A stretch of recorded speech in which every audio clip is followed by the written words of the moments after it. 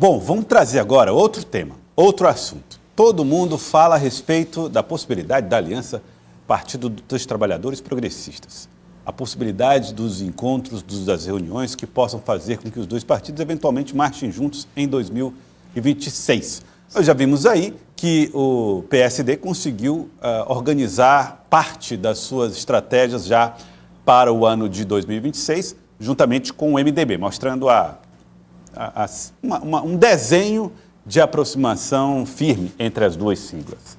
E aí, como é que fica a situação dos progressistas? Muita gente pergunta sobre isso, inclusive para o próprio governador Rafael Fonteles. Hoje, durante um ao vivo, ele foi bem objetivo, falou pouco a respeito do tema quando foi perguntado pelos jornalistas. Vamos ver o que disse Rafael Fonteles, questionado sobre a possibilidade dessa aliança. Sabendo, vocês estão sabendo mais do que eu, pelo visto. Eu não estou sabendo dessa aliança. Eu não estou sabendo, vocês estão sabendo mais do que eu. Elivaldo Barbosa, o governador, ao dizer isso, na verdade, comunica que não existe esse diálogo ou que ele não quer tratar desse assunto por enquanto? Um pouco das duas coisas, né, Joelson? Essa resposta muito parecida ele deu quando, por exemplo, tratou desse assunto semana passada. E que, de fato, não há nenhuma formalização, senão todo mundo já teria tomado conhecimento.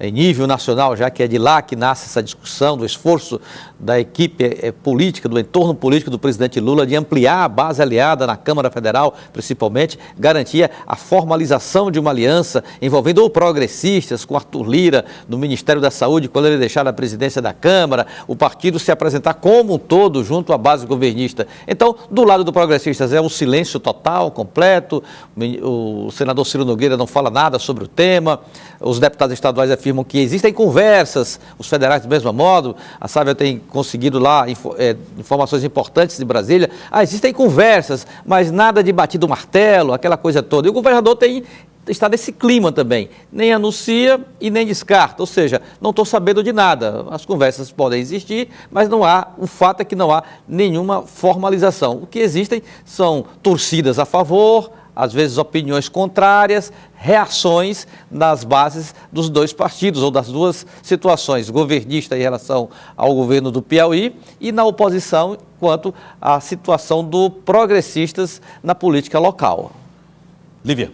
E também existe já esse posicionamento, Elivaldo, em relação a qual seria esse diálogo. Por exemplo, a perspectiva é que haja uma chapa do PT com o PP? Não. O diálogo que estaria sendo trazido para esses bastidores da política do Estado é uma questão de um cessar-fogo. Ou seja, não existiria mais esse impacto toda hora que existe da oposição. Porque atualmente a oposição aqui no estado do Piauí, que também já tem um reflexo de nível nacional, é uma oposição árdua ao governo do Estado. Então, assim como o governo do Estado também tem críticas duras à oposição. Então, a ideia seria um cessar-fogo, seria botar ali uma bandeira da paz em que cada um pudesse ter as suas bases eleitorais e a eleição de 2026 fosse um pouco mais atenuada em relação a esses antagonismos, diferentemente de como foi na eleição de 2024, que foi muito desgastante, foi muito cara. Então, isso exigiu muito politicamente de todos os lados. Então, a ideia é que isso não seja repassado para 2026 e que haja ali um clima, não de paz, pois ainda assim é uma eleição, mas uma disputa democrática e republicana ali pelos espaços. Bom, o fato, Sávia, é que se você faz conversas ou diálogos, procura checagens com lideranças desses partidos, uma parte deles diz, não reconheço esse diálogo. É o caso, por exemplo, do governador Rafael Fonteles. Outros admitem, olha, isso já foi tratado por interlocutores, isso já está sendo construído. Aí se procura-se pelo ministro Padilha do PT, ele diz, não conheço essa aliança. Aí você fala com alguém, enfim, tem uma série de questões que envolvem lideranças confiáveis que falam que esse diálogo é plausível e outros que rechaçam a ideia. Eu acho que houve até uma inflexão na fala do governador Rafael Fonteles. Na semana passada, ele admitiu que tinha conversas partindo de Brasília, mas que ele desconhecia detalhes. E agora ele já disse que desconhece totalmente. Acho que é reflexo também desse mal-estar no PSD, né, a possibilidade do partido não fusão já foi resolvido, mas pelo menos em público está muito claro que a gente não vai ter sinalização. Agora, não ter em público não significa que não tem nos bastidores, porque a gente tem conversado bastante com fontes aqui em Brasília que confirmam que tem conversa, que essa conversa passa, inclusive, por participação do Progressistas no governo do Estado. Acho que é isso que está realmente sendo colocado. E passa também pela participação do Progressistas no governo Lula. Então, enquanto não se costurar aqui em Brasília uma adesão, a gente diz até oficial mesmo do Progressistas, a base do governo Lula, dando votos no Congresso, mas também comandando o Ministério da Saúde, não, tem um tempo ainda, né, para se costurar como é que seriam os termos de uma adesão também no Piauí. Enquanto isso, para que os ânimos não fiquem tão acirrados como ficaram nas últimas semanas, acho que a palavra de ordem é cautela e discrição.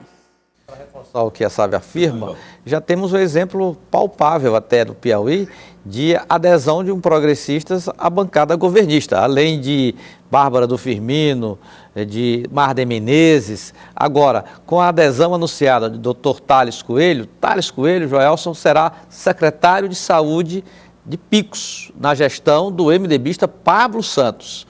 Então lá ele entrou em colisão com o atual gestor, que é do Progressistas, aderiu ao governo, será secretário. E com a saída de Dr. Thales para o primeiro escalão da administração municipal de Picos, sabe quem assume o mandato na Assembleia Legislativa? Quem? O segundo suplente, Dogim Félix, filho do prefeito de Campo Maior, Joãozinho Félix, do Progressistas. Qual será a conduta que terá Dogim Félix na Assembleia Legislativa? Vai ser oposição ou vai ser situação? E foi batido o martelo, Elivaldo, dessa decisão que você trouxe para a gente na reunião de Ciro Nogueira com Pablo Santos em Brasília na semana passada. Logo após, houve o anúncio de Thales Coelho para a base do governador Rafael Fonteles, já na quinta-feira, se eu não me engano. Então já existe essa articulação que a gente percebe está acontecendo aos arredores dos dois protagonistas, mas que tudo dá a entender que todos os caminhos levam a Roma ou a Brasília. Bom, o fato é que, o Elivaldo, o Joãozinho Félix, que é o prefeito da cidade de Campo Maior, foi eleito pela oposição agora, né? Ele era um dos coordenadores da oposição de 22. De 22, exatamente. Bom, e aí fica até uma questão, né? Como é que será essa oposição em 2022? Pelo entendimento, ele foi chamado, vai passar a compor a base do governo em Picos. Naturalmente que o suplente assumirá, eu diria que ele não vai ser o líder do governo na Assembleia, obviamente, mas é um acordo aí que foi bem costurado, que permite o Progressistas, duas vezes, dois suplentes chegando à Assembleia Legislativa. O primeiro, Bessá, por conta de Aldo Gil na Prefeitura de Teresina, e o segundo, em função de Dr. Thales na Prefeitura de Picos, assume Dogim Félix. Bom, eu vou trazer informações agora de Brasília, sabe? Porque a informação que chegou agora há pouco, né, já está circulando na imprensa nacional, diz respeito à questão da liberação das emendas que dentro daquela história, né, o Flávio Dino, ministro do Supremo Tribunal Federal, havia feito ali um embargo em função da necessidade de transparência na liberação dessas emendas. A imprensa já nacional dizendo que o ministro Flávio Dino autorizou a retomada do pagamento das emendas impositivas do Congresso, que estavam suspensas desde agosto. Isso vai permitir um respiro aí para todo o país, sobretudo para os órgãos e pastas federais. Olha, e até nos bastidores a gente já pode dizer que é a moeda de troca para que todas essas